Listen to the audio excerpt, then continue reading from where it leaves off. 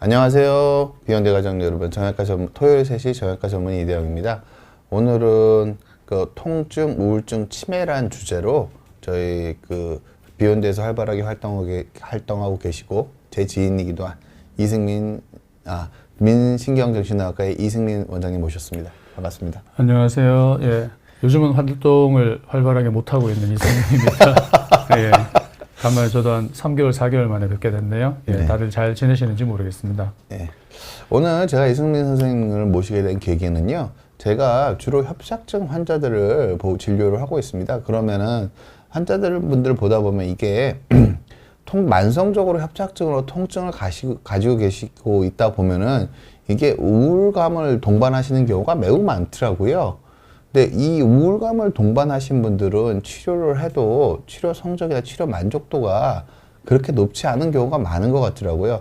물론 저희가 치료를 할 때 뭐 항우울제 성분의 치료도 하고 신경계 통증 완화제, 뭐 수면제 그런 것들을 다 처방을 하긴 하는데 이게 통증의 초기에 그 통증과 우울감이 같이 오시는 경우가 되게 많아서 이게 그 정신과 선생님이랑 같이 이 부분, 그러니까 고령 환자분들이 협착증이 되면서 우울증이 오고 이게 심한 경우에는 통증이 오래 심해지다 보면은 이게 협착이 심해지다 보면 우울증에다 이게 그 몸의 기력, 에너지가 많이 떨어지면서 약간 치매처럼 나타나신 분들 되게 많더라고요. 그러니까 통증이 심하신 분들 중에서 비교적 젊은 나이신데도 이렇게 반응도 좀 떨어지시고 표현하는 것도 좀 적절하지 않으신 분들을 자주 심심치 않게 만나게 됩니다.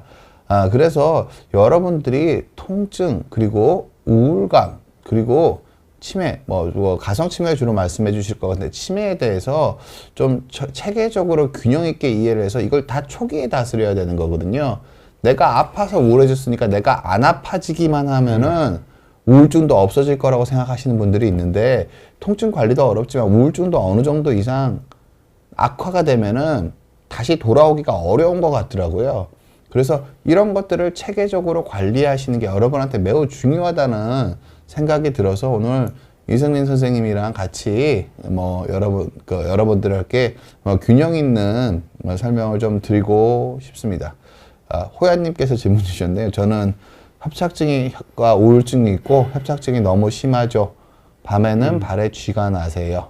보통은 여기 말씀하신 게 되게 호야님 질문 주신 게 아주 많은 어르신들이 겪고 있는 겁니다. 보통 이렇게 있으시면 대부분 근감소증도 같이 있으시거든요.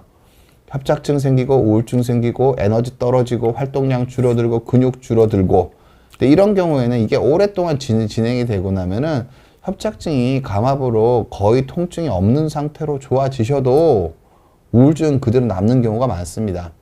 왜냐하면 협착증, 통증이 있는 동안 우울증이라는 회로가 머릿속에 열려버렸고 그리고 오랫동안 협착이 제대로 관리가 안 되면서 근감소증 같은 것들이 많이 오셔서 협착증으로 원래 허리를 못 펴셨는데 나중에는 근육량이 떨어져서 허리를 못 펴시는 분으로 바뀌시는 경우가 어르신들 중에 너무너무 많습니다. 그래서 그런 부분들에 대해서 오늘 합리적으로 관리하시는 부분에 대해서 말씀을 좀 드리도록 할게요. 그 협착증과 우울증이 같이 있으시면은 그 정형외과만 다니는 게 아니라 정신과도 같이 다니셔야겠죠? 많이 권유를 해주시는 게 좋죠, 아무래도. 요즘은 이제 정형외과나 이런 것들 정신과도 많이 다니시고 그러시는데 통증이하고 우울증은 불가분의 워낙 관계에 있는 거니까 우리가 사람이 기분이 우울하다고 이렇게 얘기하면은 근데 왜 우울한지 이렇게 원인을 찾아보지 않겠습니까? 그래서 아무튼 여기 오늘 주제가 이렇게 치매도 있고 아무래도 나이 좀 이제 어르신 분들이 더 관심이 많으실 텐데 우울을 일으키는 원인은 많겠죠. 가족의 원인, 경제적 원인, 여러 가지가 있겠지만은 가장 중요한 원인 중에 하나가 이제 건강 요인이거든요. 건강이 안 좋아서 걱정이 많이 되고 우울해지는 그런 것들이 많은데 그 중에 대표적인 게 이제 통증이겠죠. 그래서 저도 예전에 통증과 어떤 우울증 이런 것들을 한번 좀 따로 강의를 한번 해볼까 이런 생각도 한번 했었는데 왜냐하면 이제 정형외과적인 통증이 관리가 잘 안 되는 것들이 많으니까 계속 약도 먹고 주사도 맞고 이러지만은 이게 쉽게 호전이 잘 안 되기 때문에 자기 뜻과 다르게 이렇게 좀 잘 호전되지 않는 이런 통증이 계속되면 아무래도 기분이 많이 울적해질 수밖에는 없는 건데 근데 많은 분들이 통증만 관리가 된다면, 통증만 좋아진다면 이런 기분이 좋아질 것이다 이렇게 생각을 하면서 통증 치료에만 매달리는 경우가 있는데, 그 통증이 관리가 잘 안 되는 기간 동안 계속 우울하게 지낼 수는 없잖아요. 잠도 못 자고 밥도 못 먹고 생활도 못 하고 뭐 그렇게 생활하면 상당히 곤란한 거기 때문에, 내가 통증이 좀 관리가 안 되더라도 기분을 좀 관리를 해가지고 일상생활의 어떤 질을 떨어뜨리는 이제 그런 일들이 최대한 좀 없도록 그렇게 해주시는 게 아무래도 좋겠죠. 제가 실질적인 말씀을 하나 드리면은요, 협착증을 제대로 감압을 해주게 되면 통증은 확 줄거든요. 근데 우울증이 있으셨던 분들이 만족도가 떨어지는 이유가 뭐냐면은요, 이 아픈 거랑 우울이랑 너무 많이 연결이 돼 있기 때문에 그 통증이 많이 줄었는데 그 비슷한 통증이 약간만 생겨도 똑같이 우울해지시는 겁니다. 이게 우울 회로를 많이 돌다 보니까 아픈 거랑 우울증이랑 너무 많이 연결되다 보니까 이 통증의 크기는 많이 줄었는데 그 비슷한 종류의 느낌만 나도 비슷한 우울감과 불안감을 호소하시는 분들이 되게 많으세요. 그래서 통증 치료를 할 때 모두에 대해서 같이 고려를 해줘서 치료를 해주셔야지, 통증이 줄어들었을 때 그 통증을 관리하기가 쉬워집니다. 이게 우울감이라는 게 기본적으로는 삶의 에너지를 떨어뜨리는 질환이거든요. 에너지가 떨어지면 재활이 안 되고 근력이 안 늡니다. 에너지가 떨어지면은 근육이 안 늘고 식사량이 안 늡니다. 그러면 결국은 이게 회복이 되질 않거든요.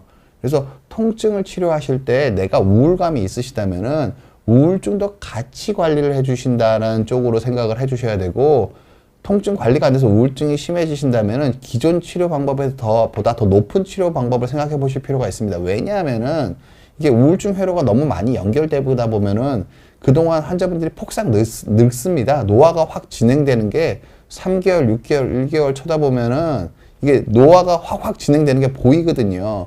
그래서 환자분들한테 통증과 우울감을 통증에 너무 부수적인 걸로 보지 마시고, 우울감도 따로 치료해야 될 하나의 내용으로 좀 받아들여 주셨으면 하는 게 제 생각이고, 그래서 오늘 이승민 선생님 같이 모시게 된 것 같습니다. 초코송이 안녕님께서 질문 주셨네요. 선생님, 반대로 근육 통증이 정신적 문제일 수도 있나요?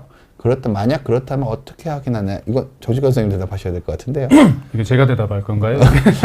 만약에 예. 초코송이 님이 저희 병원에 와서 근육 이게 정신적인 문제냐고 물으신다면, 글쎄요.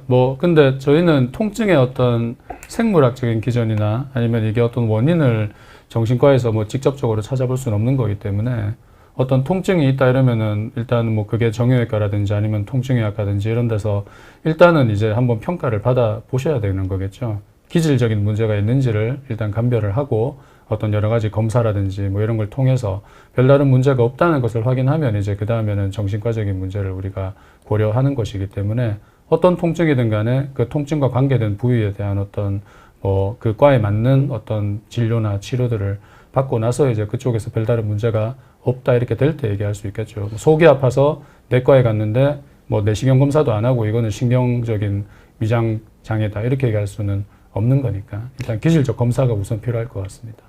일단은 이승민 선생님이 이렇게 말씀하신 이유가 원래 신체화 장애나 그런 식으로 통증 원인을 통증을 얘기하는 경우가 있긴 있는데 실제로 별로 흔하지가 않습니다. 그게 왜 그런 거냐면은요, 보통 통증이 있으면은, 그러니까 정신적 스트레스로 통증이 있는 경우에는 이 통증의 구성 요소가 원래 기질적 원인이 있는 거랑 다릅니다. 무슨 통증이라는 거는 보통 한 가지 증상만 있는 게 아니라, 통증을 원래 바라볼 때 국소와 재현성, 반복성을 보거든요. 근데 그러니까 어떤 부위가 어떻게 힘을 주면 반복적으로 아파야 됩니다. 그러니까 보통 관절 근골격계에서는. 근데 보통 신체화적, 정신적 의미의 통증은 그런 게 나타나지가 않기 때문에 그게 감별이 가능하고요.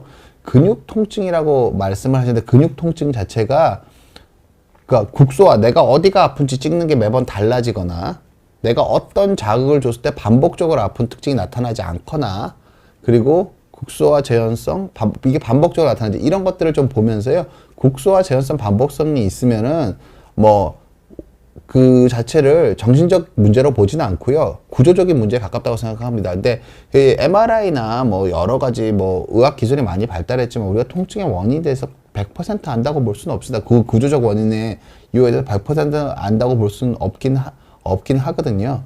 그렇긴 하지만 어찌됐든 근육통이라고 환자분이 근육 통증이라고 표현을 하셨으면은 정신적 문제 가능성은 조금 적을 것 같고요. 그리고 그런 부분들에 대해서 류마티스 내과나 그런 쪽에서 그런 근육통들 같은 것들도 뭐 다른 여러 가지 임상적 기준에 의해서 어떤 질환으로 요새는 많이 인정하고 있는 부분은 있습니다. 그래서 신체화 장애나 그런 쪽의 영역은 점점 현대학에서 좀 줄어들고 있는 추세인 것 같습니다. 맞나요, 선생님? 뭐 그렇다고 봐야 돼요. 예, 천천히. 그러니까 류마티스 내과나 그런 쪽이 점점 발달하면서 그런 쪽의 시각은 정신적인 스트레스로 아프다는 시각은 오히려 점점 더 줄어들고 있는 추세인 것 같습니다. 보람이 살쾡이는 물리적 통증이나 심리적 통증이 뇌의 같은 부분에 자극을 받는다고 들은 적이 사실인가요? 그건 좀 확인을 해봐야 될 것 같은데 일단 뭐 어쨌든 통증을 관장하는 뇌의 부분이 뭐 정해져 있는 부분인 거기 때문에 일단은 뭐 거기에 작용하는 신경 전달 물질이나 어떤 뭐 뇌 부위들은 어느 정도 공통되는 부분은 있는 것 같습니다. 네, 뭐 좀 이따 설명에서 나오겠지만 그게 비슷한 약을 쓰는 거기 때문에 크게 다르진 않을 가능성이 크지 않을까 저도 그렇게 생각을 하고 있습니다. 일단 제가 다음으로 넘어가면서 이제 본격적으로 강의를 시작하기 전에 여러분한테 제가 그냥 다음 내용은 이제 좀 지나면 이수님께서 본격적으로 말씀을 해주실 텐데 첫 번째 드린 내용 여러분들 꼭 드리고 싶은 말씀, 요거는 제가 미리 한번 말씀드리고 넘어갈게요. 그러니까 보통 통증, 우울증, 치매, 그러니까 가성 치매를 주려고 했는데 통증, 우울증은 결국 불안과 되게 연관이 되게 많이 되어 있습니다. 불안하시면은 통증이 생기면 불안하잖아요. 그러다가 우울해지거든요. 우울은 기력 떨어짐을 대부분 동반합니다. 그래서 의욕이 없어짐. 그러니까 아프면 불안해지거든요. 그러니까 불안한 사람들이 하는 행동이 뭐냐면요. 병원에서 보는 거 닥터 쇼핑을 그러니까 한두 군데 의견을 들어보면 당연히 필요합니다. 근데 너무 많이 닥터 쇼핑을 하거나 이건 불안일 가능성이 크고요. 증상이 아침, 점심, 저녁 너무 변하는 정도가 편차가 큽니다. 그런 분들은 불안일 가능성이 큽니다. 그러면 다른 사람들과 통증을 느끼는 진폭이 요 정도라고 치면은 이게 불안하면 진폭이 엄청 커지거든요.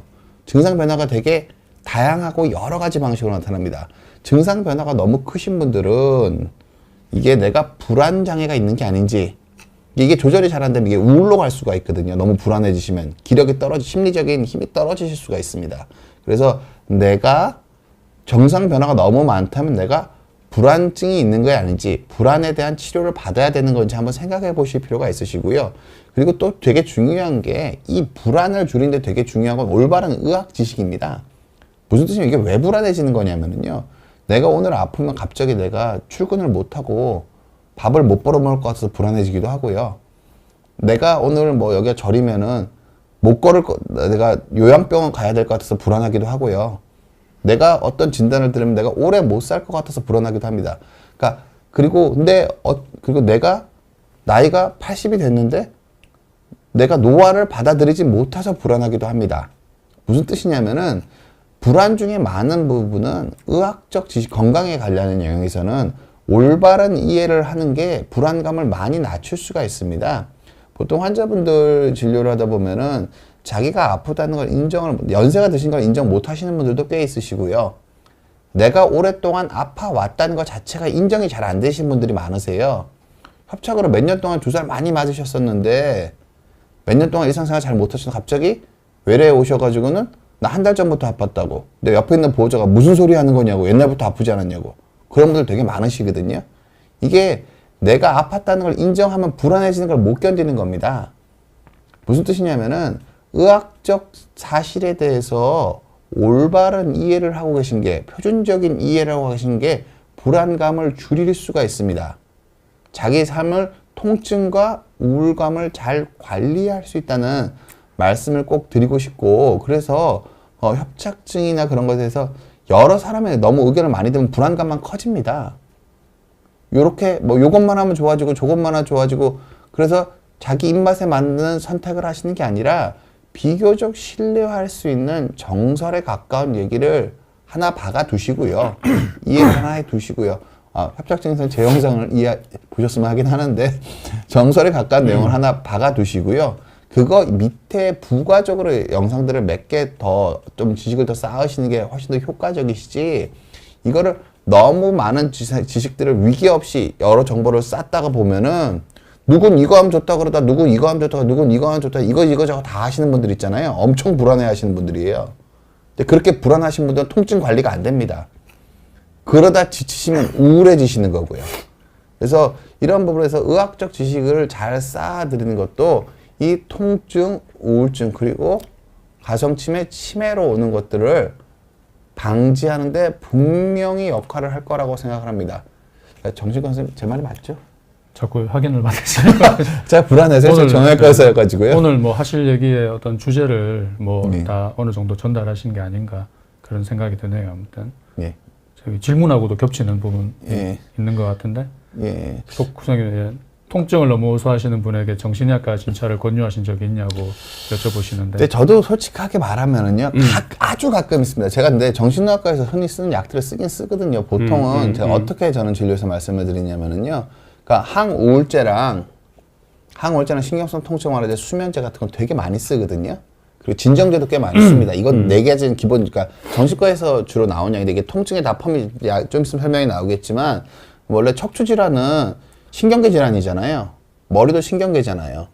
근육통은 아프다고 해서 우울감이 좀 덜 생기고 불안감이 덜 생기는데 신경통은 아프면 불안하고 우울감이 생깁니다. 그게 당연한 거거든요. 그래서 그런 약들을 드려요. 근데 그런 약을 드리면서 제가 그렇게 말씀을 드립니다. 아, 이거 드시고도 그런 것들이 잘 조절이 안 되면은 정신과 치료를 따로 받아보시는 게 좋겠다라는 말씀 드리는 경우가 있습니다. 그리고 정말 많은 분들이 이미 약을 드시고 계십니다. 우울증이나 협착증으로 저한테 수술 받으러 오시는 분들은 정말 많은 분들이. 근데 의사분들이 이런 질문을 받으면 되게 좀 조심스러워하는 것 같아요. 그러니까 뭐 정신과를 한번 가보시는 게 어때요? 이러면은 그 환자분들이 그럼 내가 이렇게 아픈 게 진짜 아픈 게 아니라 뭐 심리적 문제인 거냐? 뭐 꾀병하는 거란 말이냐? 뭐 이렇게 또 얘기하시는 분도 있고 아직도 많은 분들이 또 이렇게 정신과 뭐 이런 거에 대해서 특히 이제 연세 드신 분들은 더 거부감도 있고 막 되게 무서운 곳이다 이렇게 생각을 많이 하는 거니까. 근데 점점 이제 그런 분들이 점점 줄어들고 있고 말씀하신 것처럼 나이 드신 분들도 요즘 이제 어떤 심리적 문제에 대한 치료를 더 많이 받고 있는 거기 때문에 뭐 정형외과든 다른 과에서도 어떤 그런 심리적 문제에 대한 어떤 진료라든지 치료를 뭐 좀 거리낌 없이 권하시면 좋을 것 같아요. 저희 또 이렇게 통증 때문에 오시는 분들이 어르신들 보시면은 어떻게 보면 최후의 보루로 오시는 경우가 많아요. 최후의 보루로. 그러니까 뭐 이것저것 다 해보고 한의원도 가보고 뭐 이것저것 다 굿도 받아보고 하다가 도저히 안 돼서 정신과에 왔다는 그런 분도 많으십니다. 근데 거기서 완전히 새로운 인생을 찾았다는 분도 계시는 거죠. 그래서 너무 뭐 어떤 뭐 선입견이나 아니면은 뭐 그런 거에 치우치지 마시고 아무튼 뭐 심리적 문제를 같이 한번 치료를 해보시면 좋지 않겠나 싶습니다. 아, 제가 오히려 이렇게 말씀드리고 싶어요. 아까 말씀드린 거 있잖아요. 아까 증상의 변화가 너무 심하시면은 환자분들, 그러니까 의사 선생님들이, 그러니까 저는 조금, 그러니까 수술하는 병원에서 근데 특히나 1차 의료 기관들에서는 이게 그 진정제라든지 항우울제라든지 이거 처방하는 걸 좀 어려워하세요. 환자분들을 설득하기가 힘들거든요.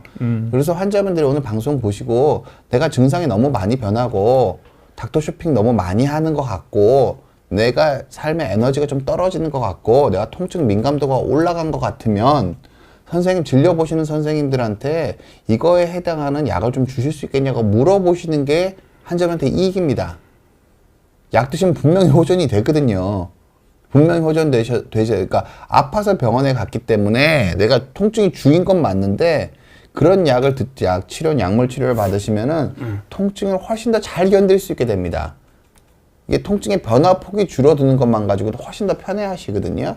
그래서 그런 부분들은 여러분들이 좀 거부감 없이 활용하셨으면 좋겠습니다. 무슨 뜻이냐면은 이 정신적인 상태도 이게 뭐 브레인에 상처를 만들어서 그런 일이 나중에 잘 올 수도 있지만 더 큰 거, 그런 것도 있지만 또 뭐가 있냐면은요. 식이나 다른 생활 습관을 변화시킵니다. 그런 것들이 있으시면은. 직장 생활도 잘 안 되기도 하고요. 체중이 빠지기도 하고요. 근육이 떨어지기도 하고요. 근데 이런 부분들은 특히 연세 드신 분들한테는 비가역적 변화입니다. 70 먹은 어르신이 체중이 몇 킬로 갑자기 빠져버리시면 다시 안 올라옵니다. 그거 다 근육으로 빠진 거일 가능성이 크시거든요. 그래서 그런 부분들에 대해서 오늘 방송 보신 이 방송을 보시는 분들은 불편하시다면 적극적으로 진료실 환경에서 그런 약물 치료를 요구하시면 대부분 의사 선생님들이 드리고 싶어 하는데 환자분들이 싫어하실까봐 못 드리는 경우가 많거든요. 환자분들이 이해 못 해주실까봐. 근데 제가 다시 한번 말씀드리지만 신경계 통증은 기전상으로 머리도 신경입니다. 브레인도. 결국은 신경계 통증은 불안감과 우울감을 잘 일으키고 식이나 행동에 다 영향을 미칠 수밖에 없습니다. 그런 거를 좀 차단하기 위해서, 그런 영향을 좀 줄이기 위해서 약물 치료하시는 건 너무나도 현명하고 당연한 일이라는 걸 여러분께서 꼭 이해해 주셨으면 하고 있습니다. 최주영 님이 질문 주셨는데요. 예. 네, 92세 되신 할머니께서 누가 자신을 해하려 한다는 피해망상 증세를 보이시는데 치매냐? 치매 가능성이 많이 있겠죠. 예, 뭐 나이도 많으시고 또 이제 피해망상이라는 게 이제 그 디멘치아에서 어떤 가장 흔한 증세인 거기 때문에 어떤 피해망상처럼 그런 심한 증세를 보인다면 일단 치매를 먼저 염두에 두고 한번 병원을 방문해서 진료를 받아보시는 게 좋을 것 같습니다. 네. 이제 본격적으로 지금 벌써 시간이 많이 지나서 제가 뭔 얘기해야 될지 모르겠는데 일단은 뭐 제가 오늘 준비한 내용의 얘기를 간략히 하도록 하겠습니다. 그렇게 하고 질문 조금 이따 답하도록 하겠습니다. 예. 일단 많은 분들이 이제 병원 와서 질문하시는 게 이렇게 통증을 어떻게 심리적 치료로 많이 호전시킬 수 있느냐 이런 얘기를 많이 하시는데, 그래서 이제 이게 바이올로지컬하게도 어떤 이 세로토닌이나 이제 노르에피네프린 같은 신경제물이 이제 많이 들어보셨을 법한 이런 물질들이 통증에 연관이 많이 되어 있다. 말초에서 신경이 올라가서 통증을 전달하는 것을 매개하는 것에 이런 신경 전달 물질이 연계가 되어 있는데, 이 신경 전달 물질을 이제 사망경화물제라든지 이런 약물을 사용하면은 그 물질을 조절해 가지고 통증을 좀 조율하는데 도움이 될 수 있다는 그런 얘기죠. 그래서 이제 통증에 대한 약물 치료를 하는 것들이 이제 그런 부분들이 좀 도움이 될 수 있다 이런 얘기고, 아까 뭐 이대영생 얘기했지만은 결국은 뭐 제 생각에는 두 가지입니다. 일단 내가 통증이 계속 심하다고 해서 우울하게 지낼 수는 없으니까, 그렇기 때문에 이제 치료를 하는 것도 중요하고, 또 아까 얘기한 것처럼 좀 감정을 잘 치료해 가지고 통증을 줄이는, 어떤 통증을 느끼는 어떤 것들을 좀 낮춰보자는 이제 그런 또 목적이 있는 거니까, 우울을 줄여서 삶의 질을 개선시키고 통증 자체를 좀 줄이는 데도 있어서도 이런 심리적 치료가 이제 분명히 도움이 될 수 있겠다 이렇게 생각하시면 될 것 같고요. 네. 질문이 있습니다. 정신과 약을 쓰면 의존성이 큰 게 사실인가요? 너무 그거는 어떤 약을 어떻게 많이 쓰느냐에 달려 있겠죠.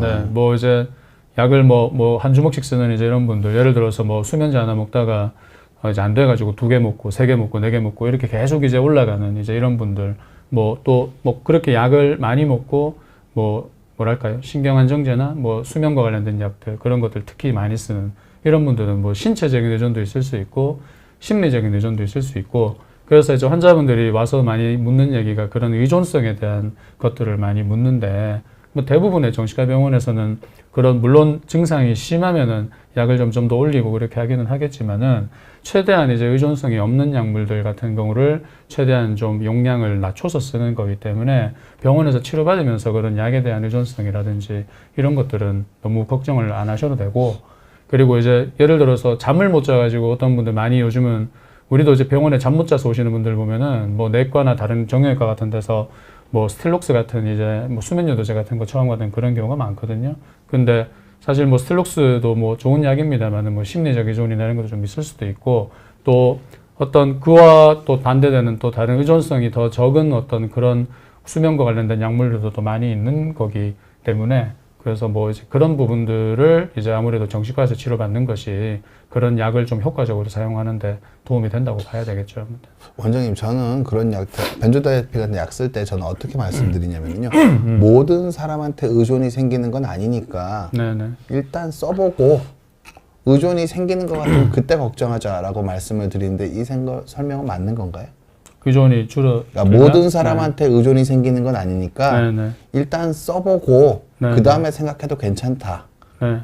어떻게 생각하세요? 일단은 불안을 먼저 줄여야 되는 거니까, 일단은 뭐 통증이 너무 심하면 통증약 쓰는 것처럼 불안이 너무 크면은 불안을 줄이기 위해서, 그러니까 뭐 의존을 걱정해가지고 어떤 불안을 적정하게 줄여야 되는데도 약을 못 쓴다면 그것은 이제 아닌 것 같고요. 아무튼 대신에 이제 그런 벤조다이아제핀이나 신경안정제를 너무 다량으로 너무 오랫동안 너무 많이 써야 될 이제 그런 불안이 심한 분들은 그 불안에 대한 어떤 전문적인 치료가 더 필요하다는 거죠. 아무튼 제가 주제넘게 정리를 하면은요, 보통 한두 알씩 먹고 계신 분은 그럼 걱정하실 필요가 없습니다. 그 지금 뭐 승인 받아서 약들은 한두 알 그 정도 먹어서 의존 얘기하는 게 아니고요.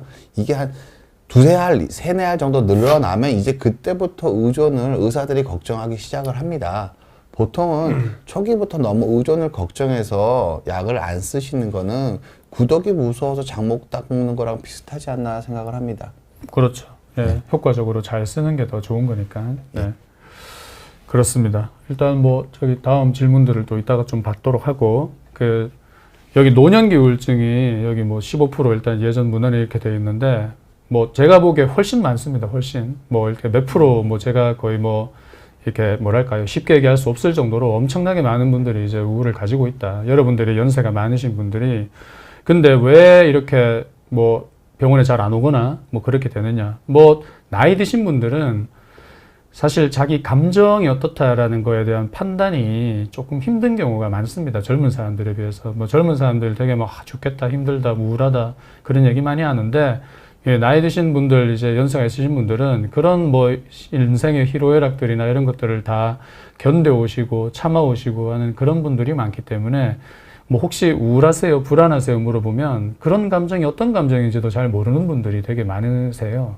예, 그러니까 뭐 우울하다는 게 어떤 건지, 불안하다는 게 어떤 건지, 그리고 그런 걸 어떻게 좀 말로 표현할 수 있는지 이런 것들 자체가 잘 안 된다. 다시 말해서 감정을 스스로 캐치하고 인지하는 자체가 잘 안 된다. 그렇기 때문에 그런 호소를 하는 게 그런 노인분들이 그런 우울하다는 호소하면 진짜 우울한 거겠죠. 근데 그런 걸 호소를 안 하더라도 그런 이제 우울에 대해서는 아주 많은 분들이 가지고 있는 거고 여기에도 나오지만은 노인분들이 우울할 이유는 정말 많습니다. 뭐 직장을 은퇴해서 하루 종일 집에 있으면 우울할 수도 있겠고 애지중지 키운 애들이 다 집을 나가서 뭐 배우자라든지 아니면 혼자 집에 지내고 있는데 뭐 안 우울할 수 없는 거잖아요. 그리고 이제 오늘 얘기의 주제가 되는 자꾸 여기 뭐 아파.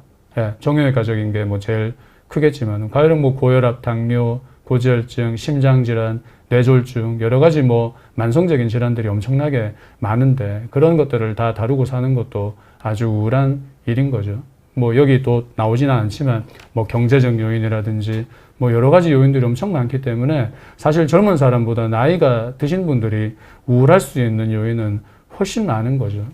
그렇게 생각을 하셔야 되고 또 나이 드신 분들은 우리가 뭐 정신과에서는 오히려 나이 드신 분들이 뭐 자살이나 이런 것들이 더 위험할 수 있다. 왜냐하면 젊은 사람들은 아직 살 날이 많이 남았다고 생각할 수 있지만 나이 드신 분들에게 살 만큼 살았다 이렇게 생각을 많이 하거든요. 그런 것들이 되게 위험하게 작용할 수 있는 거죠. 그래서 이 노년기 우울이라는 게 그만큼 많이 퍼져 있고 그만큼 되게 위험하다는 것을 여러분들이 나이 드신 분들이든 아무튼 부모님을 모시고 있는 분들이든 좀 잘 인지를 하실 필요가 있겠다 생각을 듭니다. 원장님 질문이 있습니다. 그러니까 어떤 신체적 증상이 있으면은 그러니까 아까 말씀하셨잖아요. 노인분들은 자기가 우울하다는 걸 잘 표현을 못 하신다고요. 근데 내가 어떤 신체적인 증상이 있으면은 행동이 나타나면은 우울을 좀 의심해 볼 수 있을까요? 신체적인 증세? 예, 신체적인 거. 신체적인 증세는 뭐 많겠죠. 근데 뭐 대체적으로 많이 호소하는 게 뭐 두통이라든지 뭐 어지럼증 그리고 뭐 공황장애 같은 데서 나타나는 뭐 가슴이 답답하다든지 뭐 숨이 차다든지 심장이 두근거린다든지 아니면 또 위장장애도 흔하게 호소하는 거고요. 예, 예. 그다음에 넓게 보면은 뭐 불면증 같은 것도 뭐 당연히 거기에 포함될 수 있겠고 뭐 식욕저하 같은 이런 것도 흔하게 나타나는 거고 그리고 오늘의 주제가 통증이지만은 사소한 통증도 더 크게 느끼는 그리고 아까 우리가 건강염려라는 것도 알잖아요. 건강에 별 문제가 없지만은 건강에 대해서 지나치게 집착하고 걱정하고 뭐 이런 것들도 이제 기분이 우울할 때 많이 나타날 수 있는 거니까 이제 그런 모든 것들을 이제 다 고려를 해야 되겠죠. 그래서 여기 보시면은 이제 노년기 우울증의 증세 중에서 이렇게 다양한 신체 증세라는 게 있잖아요. 예, 예. 그러니까 노인분들이 아무래도 신체 증세를 많이 호소하시는 거지만 아무래도 젊은 분들에 비해서는 우울할 때 어떤 여러 가지 좀 머리부터 발끝까지의 다양한 신체 증세를 훨씬 더 많이 호소하는 거기 때문에 그런 것들을 감별해야 되고 아까 말씀드린 어떤 잠이라든지 식욕저하 그리고 뭐 이제 오늘 또 강의 주제가 되는 기억력과 인지력의 저하. 그래서 이 기억력과 인지력의 저하가 되게 중요한 게 우리가 이제 애들 진료할 때도 뭐 가령 애가 집중력이 떨어진다 해서 엄마가 애들 데리고 와서 ADHD 아니냐고 이렇게 얘기하는 경우가 있지만은 사실 그런 애들 평가하다 보면은 기분이 우울하고 학교에서 뭐 왕따 당하고 엄마 아빠가 자기 못 살게 굴고 이래서 기분이 우울해서 산만한 경우가 되게 많거든요. 근데 그거 못지않게 중요한 게 노년기에서의 우울한 것이 결국 이런 뭐 기억이 자꾸 떨어진다든지 인지력이 떨어지는 거로 나타나는 거기 때문에 그게 바로 아까 이대영 선생님이 얘기한 어떤 뭐 치매와 관별되는 뭐 마치 뭐 정형외과 외래에서 치매처럼 보이는 그런 분들이 흔하게 보이는 어떤 이유가 된다. 그래서 특히 나이가 들어서 기분이 우울할 때는 기억력, 집중력, 인지력이 떨어질 수 있다는 거는 정말 중요한 내용인 거기 때문에 여러분들이 많이 좀 인지를 하실 필요가 있겠습니다.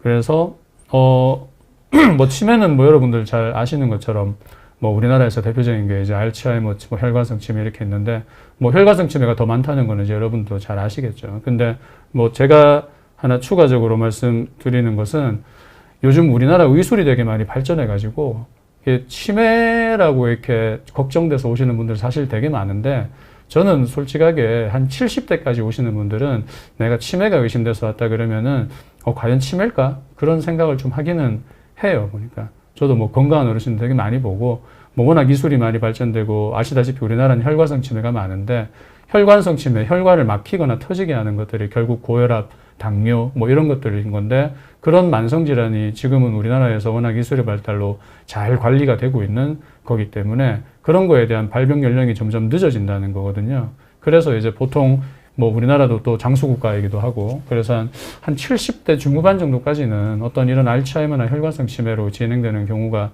그렇게 많지는 않고 보통 한 80대 넘어서 본격적으로 치매로 진행되는 게 좀 더 많지 않나 저는 그렇게 보고 있습니다. 그 말은 돌려 얘기하자면 한 70대까지의 분들이 치매를 호소하고 온다면 아까 제가 말씀드린 것처럼 이거는 치매보다는 어떤 가성 치매, 우울로 인한 그런 것들을 더 많이 의심하게 되는 이제 그런 부분이 있는 거고요. 네. 제가 먼저 한 가지 질문 드리면은요. 아까 말씀하셨지만 그 자각을 할 때 자기가 잘 인지를 못 한다고 그러는데 뭐 좀 팁을 주신다면 그러니까 이게 뭐 제 지인분들 중에도 그런 분들이 많습니다. 그러니까 심장이 많이 뛰고 병원 가서 괜히 심장 검사해봤는데 아무것도 없고 정신과 약을 먹고 있는데 저도 의사 입장에서 제 지인이 그렇게 얘기를 하시면은 병원 안 가보라고 얘기를 할 수가 없습니다. 심장이 뛴다고 하면 심장이 문제일 수도 있잖아요. 근데 자기가 어떤 식으로 느껴야 되는지 줄 수 있는 팁 같은 거 좀 있을까요? 뭐 이게 내가 우울감이 커지면서 느껴지는 문제인지 아니면은 그게 그 전문가가 꼭 아니더라도 이렇게 뭐 어떤 다른 같이 나타나는 사인 같은 건 없을까요? 기분이 우울해질 때? 네, 우울하면서 이게 나타나는 문제인지 아닌지를 어떻게, 그럼 내가 기분이 우울한지를 살펴보면 되나요? 내가 머리가 아플 때 기분이 많이 우울하면은 우울감 때문에 머리가 아픈 걸 수가 있어요. 그러니까 이제 이대영 씨 얘기하는 거는 내가 몸이 안 좋은 게 이게 기분이 안 좋아서 그러는 건지 아니면 진짜 몸이 안 좋아서 그러는 건지 그거를 감별할 수 있는 게 있느냐 뭐 그런 얘기인 것 같은데 사실 이제 그런 거를 뭐 병원에 예를 들어 정신과에 와서 문의하더라도 우리는 그냥 이제 어떤 아까 말씀드린 것처럼 일단 뭐 가슴이 두근거리면 일단 내과에 가서 심전도라도 찍어봐야 된다. 머리가 아프면 신경과에 가서 무슨 MRI라도 찍어봐야 된다. 뭐 그런 얘기는 하는 거니까 기질적인 문제가 있느냐를 감별하고 안 하고가 일단 중요한 문제가 될 것이고 이게 어떤 심리적인 문제와 관련이 있는 건가를 알기 위해서는 일단 최근에 내가 어떤 스트레스를 많이 받은 것이 있느냐 그리고 그 스트레스로 인해서 마음이 혼란스럽고 불안하고 그런 이후에 어떤 없던 증상들이 생긴 게 있느냐 그런 것들을 좀 감별을 해보는 게 필요하겠죠. 다시 말해서 이 증세가 이전에는 내가 크게 없었는데 어떤 문제가 생기고 스트레스가 생긴 이후에 어떤 그런 심리적인 동요를 하면서 어떤 신체 증세가 생긴 건지 아니면 그런 거하고는 전혀 상관없이 어떤 증세가 생긴 건지 그 증세의 어떤 발생 시기들을 일단 좀 잘 살펴보는 게 필요한 것 같습니다. 물론 어떤 스트레스라든지 뚜렷한 이유 없이 그렇게 증세가 생기더라도 심리적인 원인을 의심할 수는 있는 거지만은 만약에 어떤 주변에 어떤 일이 있었다, 인생에 큰 일이 있거나 아무 은근한 스트레스가 있다면 아무래도 그런 스트레스 발생 이후에 어떤 증세가 생길 가능성이 많은 거니까 이제 그런 부분들을 한번 찾아보면 좋겠죠. 아무튼 실질적으로 진료 환경에서 보다 보면은 그러니까 어르신들이 걱정돼서 병원 오시는 경우가 되게 많아요. 걱정돼서 근데 노인 인구가 점점 더 많아지기 때문에 이 걱정이 되는 자기 마음을 잘 다스리는 게 실은 의료비를 상당히 줄일 거라고 생각을 합니다. 특히 연세 드신 분들이 이게 걱정이 돼서 병원에 가신 경우가 너무너무 많기 때문에 건강검진을 국가에서 제공하는 건 참 좋은 일이지만 그래도 뭔가 증상이 있을 때 걱정이 자꾸 되는 거기 때문에 실은 그러니까 자기 마음의 우울감이나 자기 정신 건강을 잘 유지해 주는 게 저는 의료비를 상당히 줄이지 않을까 저는 그런 생각을 좀 요새는 좀 하게 되는 것 같습니다. 정형외과뿐만 아니라 예. 뭐 내과라든지 다른 과에서도 많이 예. 통용되는 그런 얘기겠죠. 아무튼. 예. 네. 그래요. 남은 얘기 잠깐 드리자면은 오늘 뭐 이렇게 치매도 이렇게 뭐 여러 가지 이유가 원인이 있을 수 있는데 이 가성 치매라는 거를 감별하는 게 되게 중요한 것이 결국 여러분도 알다시피 치매라는 거는 퇴행성 질환이잖아요. 점점 안 좋아지는 것이고 우리가 병원에서 이렇게 치매약을 먹거나 하는 것도 치매를 치료하는 것이 아니라 치매가 더 이렇게 진행되는 것을 좀 늦춰주는 이제 그런 치료를 보통 하게 되는 건데 만약에 이게 진짜 치매가 아니라 우울증으로 인한 어떤 가생치매다 이렇다면은 이 우울증을 잘 치료하면은 치매로 보였던 증세도 많이 나을 수 있는 거거든요. 다시 말해서 이제 내가 돌아서면 까먹고 우리의 얼굴도 기억 못하는 게 치매가 아니라 가성치매 때문이었다면 내 우울증을 치료하면 그런 기억력이나 인지력도 이게 돌아올 수 있는 거기 때문에 이거를 어떻게 잘 감별해 가지고 심리적인 치료를 하는 게 그만큼 중요하다 그렇게 봐야 되겠죠. 아무튼 그래서 아까 치매 발병이 점점 늦어진다 뭐 이런 얘기는 아까 제가 드렸던 거고요. 그래서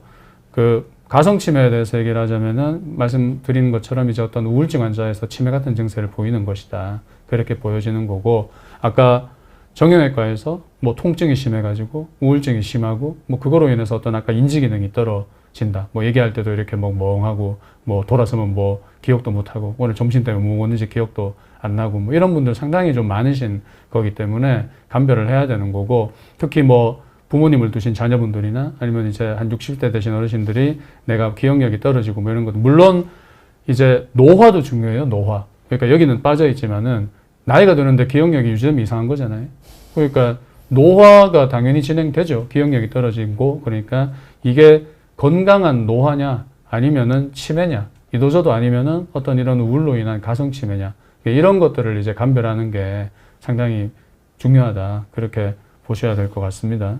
그래서 제가 여기 이제 감별점 뭐 이렇게 좀 적어놨지만은 뭐 쉽게 얘기하면 결국 이제 치매는 어떤 감정 상태와 관계없이 인지력이 퇴화되는 그런 거라고 생각하면 되고 가성치매는 어떤 우울이 심해서 이제 일시적으로 어떤 치매 같은 것들을 보이지만은 그러기 때문에 증상의 기복도 좀 있고 우울이 호전되면 이제 같이 좋아질 수 있는 이제 그런 부분들이 있는 거고 제가 이렇게 봤을 때는 치매로 진짜 치매로 진행되는 분들은 내가 뭔가 나빠진다는 것을 잘 몰라요. 인지력 자체가 떨어지는 거기 때문에 남들이 뭐 아버지 괜찮으세요? 그러면 나 괜찮아 아무 문제 없어 이렇게 얘기하는 게 많은 거고 만약에 우울로 인한 가성치매라 그러면 나 치매야 나 삶이 다 의미 없고 앞으로 더 안 좋아질 것 같아 오히려 이렇게 얘기하는 경우가 더 많을 수 있다는 거죠. 그러니까 치매라는 거는 오히려 자기 어떤 문제에 대한 인사이트가 좀 떨어지는 경우가 많을 수 있는 거고 뭐 가성치매는 뭐 그 정도까지는 아니기 때문에 오히려 대신 삶에 대해서 되게 비관적이고 부정적이고 많이 염세적인 이제 이런 모습을 보일 수가 있는 것이다. 그래서 제가 정신과 의료에서 이제 환자분들 오다 보면은 치매가 걱정돼서 병원에 왔다고 어르신들 본인이 오시거나 아니면은 이제 어르신들을 모시고 이제 자녀분들이 오시는 경우는 제 개인적인 경우에는 거의 70~80% 정도가 이런 가성치매인 것 같거든요. 그래서 이제 그 감정에 대해서 우울에 대해서 그렇게 우울하신 거 아니에요? 이러면은 뭐 우울한 거 그런 거 전혀 없다. 아까 말씀드린 것처럼 이제 어르신들이 이제 자기 감정에 대해서 잘 이렇게 얘기를 못 하시는 경우가 많기 때문에 근데 보여지는 여러 가지 증세들은 어떤 우울을 분명히 의심할 수 있는 그런 상태가 많거든요. 그래서 이제 그런 부분들을 치료하면은 이제 어떤 기억력까지 또 좋아지면서 삶의 질도 좋아지는 그런 경우가 많고 개인적으로 한 가지만 더 말씀드리면 노인분들이 치료했을 때 저는 개인적으로 반응이 더 좋은 것 같아요. 젊은 분들보다는 왜 그런지는 뭐 잘 모르겠습니다만 좀 적은 투약이라든지 이런 거로도 훨씬 더 이제 감정이 나아지는 경우가 많이 저는 봐왔기 때문에 아무래도 어르신들이 그런 부분에 대해서 좀 더 적극적으로 치료하면 좀 좋지 않을까 그런 생각이 듭니다.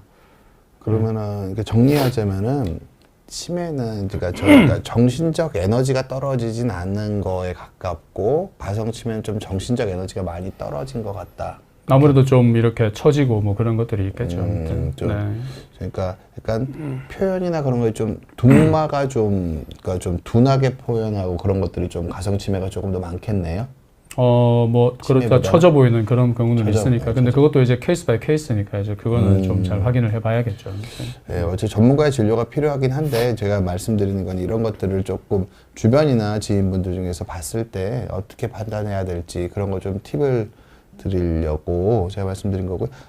저는 요새 최근에 관심 있는 거는 그러니까 아까 뭐 질문하셨던 것 중에서 만성적으로 디스크가 있으셔서 우울감이 오셨다고 말씀을 하시는 분들이 있으세요. 그럼 저는 어떻게 말씀드리냐면요.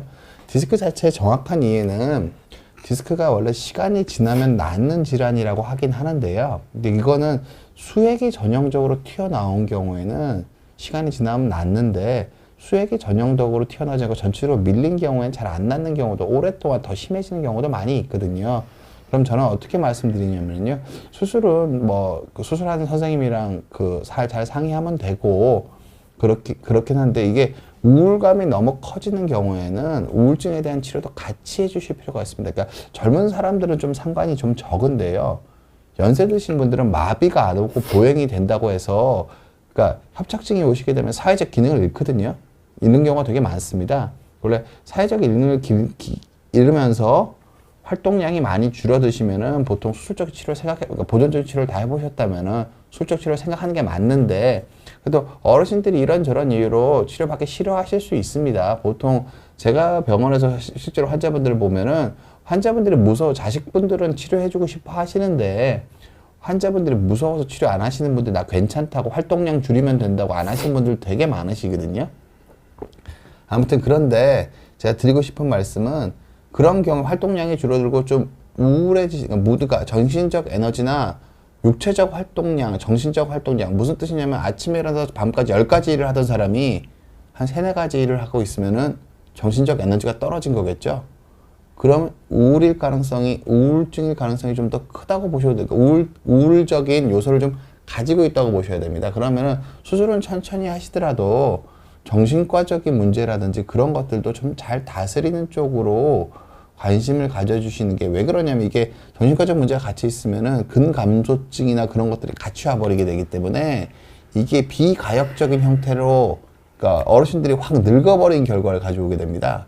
노화의 시기가 확 빨라지는, 한번 앓고 났더니 한 폭삭 늙는 상태가 되시는 거거든요. 그래서 제가 말씀드린 거는 이 통증이랑 우울감은 같이 다니는 건데 통증만 생각하시는 게 아니라 우울감 자체도 내가 관리해줘야 된다라는 생각을 여러분들께서 꼭 하셨으면 합니다. 그래서 제가 보완으로 말씀드리자면, 예를 들어서 무릎이 아파서 이제 잘 못 걷는다. 그러면은 이제 환자분한테 아이고 요즘 운동 좀 하세요. 뭐 이렇게 물어보면 아이고 요즘 무릎이 아파서 잘 걷지도 못하고 예전엔 그래도 나가서 1시간씩 뒷산도 걷고 했는데 요즘은 아파서 못 걸어요. 뭐 그런 얘기 많이 하시거든요. 근데 이게 좀 따져보면은 이게 물론 아파서 못 걷는 게 맞겠죠. 그런데 좀 이렇게 들어가서 보자면은 과연 이게 아파서만 못 걷는 걸까? 뭐 그런 생각도 할 수 있는 거죠. 다시 말해서 아프니까 무기력해지고, 아프니까 기력이 떨어지고 의욕이 떨어지고 뭐 그런 거잖아요. 그러면서 예전에 나가서 움직이고 운동했던 그런 에너지조차 사라지게 되는 거거든요. 그러니까 뭐 아픈 것도 물론 뭐 안 움직여야 안 아픈 것도 있긴 하겠지만 아파도 조금씩 움직여서 좀 활동을 해주는 게 관절에도 필요한 건데, 아파서 못 움직인다는 말의 이면에는 아파서 내가 우울해서 무기력해져서 못 움직인다, 이런 것도 당연히 포함이 되는 거거든요. 그러면 다시 말해서 아프지만 그래도 나는 의지는 있다. 아프지만 나는 그래도 아직 에너지는 남아있어서 나가서 걸을 수 있는 에너지는 남아있다. 이런 것들을 만드는 게 중요한 거죠. 그렇기 때문에 이제 이등생이 얘기한 것처럼 그런 것들을 같이 심리적으로 본다는 게 중요하다. 뭐 그렇게 생각하시면 좋겠네요. 이분들 정말 좋은 말씀 해주셨는데 바로 무릎이 아파서 등산을 못하는 거지 평지는 산책은 하실 수 있거든요. 그럼 무릎이 아프면 산책은 해주셔야 됩니다. 산책을 안 해주시면 우울감이 더 커지시고요. 산책을 안 하면 우울감이 더 커지고 근감소증이 생깁니다. 활동량이 줄어들면서. 그럼 문제를 더 키우는 겁니다. 무릎이 아픈데 보통 어르신들이 어떠냐면요. 무릎이 아파서 산에는 못 가는데 병원 가니까 인공관절 할 정도는 아니라고 해요. 그럼 평지를 산책하면서 또 다른 노년의 즐거움을 찾으셔야 되는데 나는 이제 늙었다는 거를 받아들이는 게 힘드신 거예요. 그럼 우울해집니다. 그럼 집안에 갇혀 지내세요.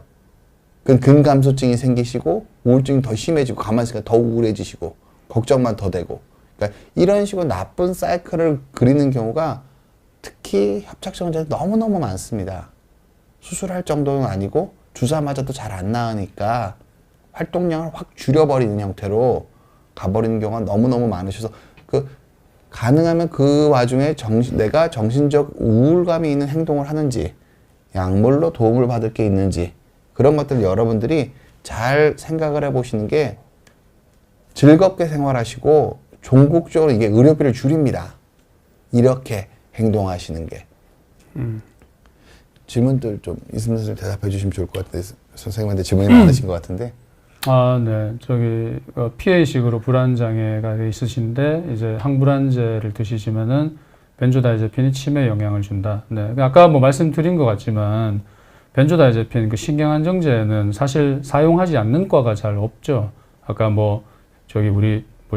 세길병원에서도 엄청 사용할 거고요. 예, 저희 병원도 엄청 사용하는 거고. 결국 뭐 정신과에서 이제 신경안정제를 얼마나 적당하게 잘 사용하느냐. 그러면은 벤조다이제핀이 치매에 영향을 준다면은 우리나라 병원에서 그 신경안정제를 쓰는 모든 병원은 다 치매를 유발할 수 있는 약을 쓴다. 이런 약간 비약이 되는 거잖아요. 그래서 그것은 너무나 비약인 것 같고, 아까 말씀드린 것처럼 신경안정제를 적당한 용량으로 적절하게 잘 사용하는 게 불안을 줄이는 게 도움이 되는 거고, 신경안정제라는 거는 결국은 이제 일시적으로 불안을 낮춰주는 거잖아요. 그러니까 이제 불안을 일시적으로만 낮춰도 되는 거라면은 그것만 사용하면 되지만, 그것만으로 조절할 수 없는 불안이 되게 크다면은 아까 뭐 예를 들듯이 세로토닌 제제라든지 이런 것들을 사용해서 이제 정기적인 치료를 하는 이제 그런 것들이 필요한 거죠. 제가 예를 들어서 난 놀이기구 타는 게 너무 무서운데 1년에 한 번 놀이기구 타러 가는데 1년에 한 번 놀이기구 타려고 평소에 약을 먹을 필요는 없는 거잖아요. 그때는 뭐 신경안정제만 먹으면 되겠죠. 근데 매일 놀이기구를 타야 되는데 매일 무섭다. 그러면 그건 정기적인 치료를 해야 되는 거니까요. 여기서 제가 중요한 질문을 드릴게요. 이렇게 자꾸 불안감을 만들게도 약을 먹어서 눌러서라도 불안감이 커지지 않게 관리라는 게 우울감이 오는 우울이라는 더 큰 이벤트로 가는 걸 막을 수 있는 게 맞겠죠? 뭐 아무래도 불안을 조절을 못하면은 그게 더 우울로 이어지는 것도 많을 테니까. 그러니까 보통 이렇게 보시면 됩니다. 제가 감기가 걸렸을 때 폐렴으로 가는지 안 가는지 관찰을 잘 해야 되잖아요. 그러니까 그러니까 불안이 우울로 가지 않도록 적극적으로 어느 정도 그 의사의 조언을 받으면서 개입을 해주고 약물 투약을 하는 거는 전체적으로 저는 괜찮은 생각이라고 생각을 합니다. 어떻게 생각하세요?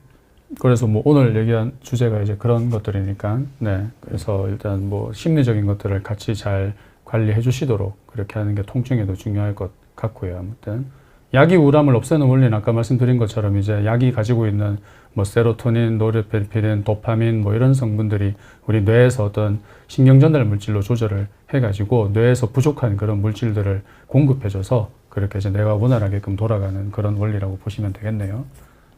마지막 질문은 저기 보통 이게 환자분들이 이민자님이 질문 주신 게 보통 일반적으로 많이 겪는 그 상황이십니다. 그러니까 보통 3년 전쯤에 연골판 다듬는 수술을 하고 직업상 계단을 많이 다니다 보니까 무릎이 아파지시고 한없이 우울하고 불안하다고 말씀을 하세요. 보통은 원칙적으로는 그럼 계단을 내려와서 관절염이 생긴 걸까요? 제가 세 가지 관점에서 말씀드리면 일단 반월상 연골이 찢어진 상태였기 때문에 연골판 다듬는 수술을 하신 거예요. 그러면은 반월상 연골의 찢어짐 자체가 관절염을 잘 일으킬 수 있는 이유가 됩니다. 첫 번째. 그리고 계단을 내려오는 게 그러니까 그 부위에 따라서 무릎에 콩콩 떨어지는 게 있기 때문에 계단을 내려오는 것도 무릎에 부담이 없지는 않습니다. 올라가는 것보다는, 그러니까 계단을 내려가는 건 운동의 가치는 별로 없고요. 실질적으로 퇴행성 관절염이 있으신 분은 계단을 올라가기가 힘들어 하는데요. 계단에서 다치는 건 내려올 때입니다. 그러니까 계단을 내려온다가 아니라 계단을 내려온 행위는 좀 다칠 확률이 좀 더 있기 때문에 영향을 미쳤을 수 있다라고 말씀을 드리고요. 하나도 안 다치신 분들도 51세면 관절염 오신 분들 많습니다. 그러니까 이게 정도의 차이지 관절염이 있는 거예요. 노화를 제가 환자분들한테 오늘 뭐 있으면서 드리는 주제 중에 하나가 노화의 과정에 대해서 잘 이해를 해야 됩니다. 50세에서 초기 퇴행성 관절염이 있는 거는 누구나 있을 수 있는 일입니다. 너무너무 흔한 일입니다. 내 주변에 있는 사람들 하나도 아닌 것 같지만 자세히 알고 보고 엑스레이 찍어보고 무릎 진료받은 기록 보면은 무릎 아프신 분들 너무너무 많습니다. 그래서 나만 그런 게 아니고 이 관절염이 무릎 관절염이 정도가 어느 정도인지를 이해하고 정도가 경도시라면은 연골판 닫은 거 관절이 막 휘거나 관절 사이 간격이 거의 붙은 경우만 아니면은 내가 관리를 잘하면은 평생 그러니까 일상적인 그러니까 막노동이 아니시라면 계단 다니는 정도는 평생 하시면서 사회생활 하실 수 있다고 생각하셔도 괜찮습니다. 아프다고 너무 불안해하지 마시고 그 질환에 대해서 관절 상태에 대해서 자세히 의사 선생님한테 진료를 한번 받아보시고요. 질환의 자연 경과에 대해서 설명 들어보시는 게 좋습니다. 그러니까 이게 질환의 자연 경과를 모르기 때문에 너무 불안하고 우울하신 걸 거예요. 통증이 좀 쉬어보시고요. 통증 조절이 잘 안 되시면은 필요하면 정밀 검사를 하셔도 좋고 질환의 자연 경과를 알기 위해서 정밀 검사하는 거 전 결코 나쁜 선택이라고 생각하지는 않습니다. 질환의 자연 경과를 잘 이해하시게 되면은 우울감, 불안감도 많이 줄어드시지 않으실까 저는 그렇게 생각을 합니다. 그래요. 지금 오늘 많은 분들 질문 너무너무 많이 주셔서 감사하고요. 저희가 환자분들 저는 노인분들 주로 보기 때문에 한국 사회는 점점 노령 인구가 점점 더 많아지고 있습니다. 우리나라 한국 의학의 미래는 우리 모두의 미래이기도 하지만 노인의학에 가까워지고 있다고 생각을 합니다. 보다 많으신 분들이 노년에 대해서 잘 이해하셔서 보다 건강하게 노년을 지내셨으면 하고 그 부분에 있어서는 이게 노인의학에서는 여러 가지가 모호하고 여러 과가 한꺼번에 합쳐집니다. 정형외과, 정신과, 영양학, 신경과 모든 과가 이렇게 합쳐서 노인들을 케어하는 그런 의학이 점점 발전하고 있고 이게 사회 변화에 따라서 우리나라 의학계가 수용하는 거라고 생각합니다. 그래서 치료하는 원칙들도 많이 달라지고 있거든요.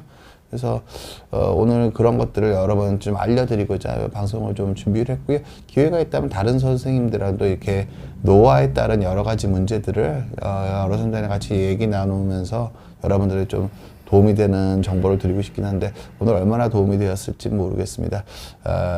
시청해 주셔서 너무 감사하고요. 우리 이승민 선생님 시청자분들이나 구독자 여러분에게 당부하고 싶은 말씀 있으시면. 네, 노화 말씀하신 것처럼 건강한 노화가 되게 중요한데 이제 노화라는 건 어쨌든 기능의 퇴화를 동반하는 거잖아요. 그래서 현실적으로 노화에 대해서 잘 이해하고 내가 이제 어느 정도 기능이 떨어지는 것에 대해서 잘 받아들이고 결국은 이제 받아들임이거든요. 받아들이는 거를 잘 수용하고 잘 하신다면 여러분들 노화도 더 이제 늙어가지만 그래도 더 건강하게 될 수 있지 않을까 그런 말씀을 드리고 싶습니다. 네. 긴 시간 시청해주셔서 너무너무 감사합니다. 감사합니다. 감사합니다.